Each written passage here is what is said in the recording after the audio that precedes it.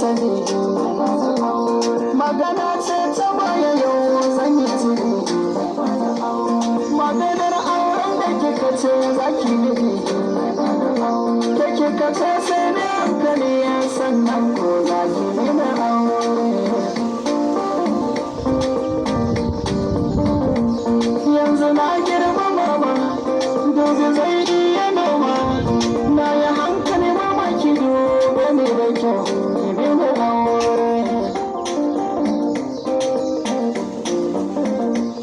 in ko kike ki bi ni aure ma haka zana je in siyar da gonan baban in kai sadaki gidan su wata nake sako sani ana